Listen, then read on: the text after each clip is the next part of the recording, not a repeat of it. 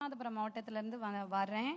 என்னோட பொண்ணு 10th 496 mark எடுத்தாங்க. எடுத்த உடனேயே நம்ம தளபதி சாரோட கழக தொண்டர்கள் ராமநாதபுரம் மாவட்ட மேற்கு ஒன்றிய செயலாளர், பொருளாளர், பிரதிநிதிகள் எல்லாருமே வீட்டுக்கு வந்தாங்க. வந்து பிள்ளைங்களை ரொம்ப அப்ரிஷியேட் பண்ணாங்க.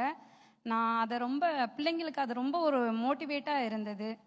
ஒரு சின்ன விஷயம் நான் தளபதி கிட்ட இன்னைக்கு சொல்லணுங்கிறது என்னுடைய நீண்ட நாள் கனவாகவே இருந்தது.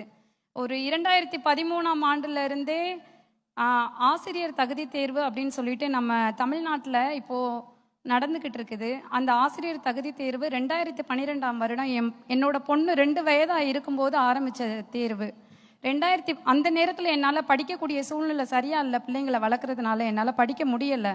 2013ஆம் வருட தேர்வில் தாள் 1ல் வெற்றி பெற்றேன். தேர்வில் எழுதியும் எங்களுக்கு வேலை கிடைக்கல. திரும்ப 2017ஆம் ஆண்டு தேர்வில் தாள் 1, தாள் 2 இரண்டுலையுமே நான் வெற்றி அடைஞ்சேன். ஆனால் எங்களுக்கு அப்பையும் வேலை போடலை. அதுக்கப்புறம் 2018ஆம் வருடம் ஜூலை மாதம் 20ஆம் தேதி தகுதி தேர்வில் வென்றவங்க தகுதி மட்டும்தான் உங்களுக்கு, போட்டித் தேர்வு திரும்ப எழுதினாதான் உங்களுக்கு வேலை அப்படின்னு சொல்லிட்டு எங்களை மட்டுப்படுத்தி எங்களோட வாழ்வாதாரத்தையே சிதைச்சாங்க. எங்களுக்கு வேலை கிடைக்காம ஒவ்வொரு போராட்டங்களும் ஒவ்வொன்றுமே இன்னைக்கு தமிழ்நாட்டில் நிறைய பேர் எடுத்து நடத்தினாங்க. ஆனால் இதுவரைக்கும் வேலை போடலை.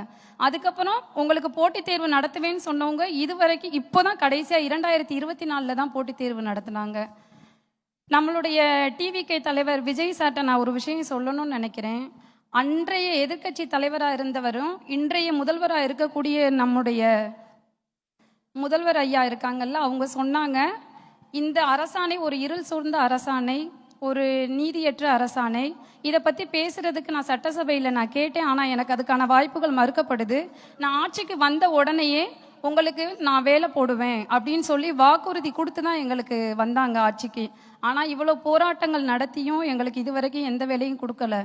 நியமன தேர்வு ஒன்று நடத்தினாங்க. அந்த நியமன தேர்வு நடத்தும் போது படிக்கக்கூடிய சூழல் எல்லா பெண்களுக்கும் ஆண்களுக்கும் சரியாக இருக்காது.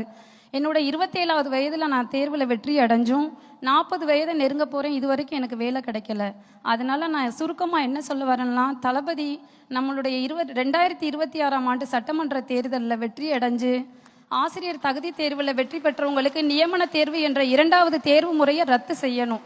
அதை நான் தளபதி கிட்ட என்னுடைய கோரிக்கையாக நான் வைக்கிறேன். எங்களை போல எத்தனையோ பேர் கஷ்டத்தோடு வாழ்ந்துக்கிட்டு இருக்கிறாங்க. எல்லாருமே நல்லா வாழ்வாங்கன்னு சொல்ல முடியாது. அதனால இந்த நியமன தேர்வுங்கிற 2வது தேர்வு முறையை தளபதி அவர்கள் சிஎம் ஆகணும், நீக்கணும், கல்வித்துறையை அவர் வசம் வச்சிருக்கணும் அப்படின்னு நான் தளபதி கிட்ட என்னுடைய சிரம் தாழ்ந்த கோரிக்கையாக கேட்டுக்கிறேன். இது தவிர நிறைய விஷயங்கள் இருக்கு. தொடக்க கல்வித்துறையில் ஆசிரியர்களே இல்லை நம்ம தமிழ்நாட்டில். ஒரு 1 முதல் 5 வரை இருக்கிற ஆசிரியர்களுக்கு இத்தனை தேர்வுகள் வைத்து எங்களை ரொம்ப வேதனை அடைய வைக்கிறாங்க. தளபதி ஐயா அடுத்த சிஎம்மாக வரணும். அவங்க எங்களுக்கான நியாயமான கோரிக்கையை நிறைவேற்றணும்னு நான் என்னுடைய சிரம் தாழ்ந்து கேட்டுக்கொள்கிறேன். நன்றி, வணக்கம்.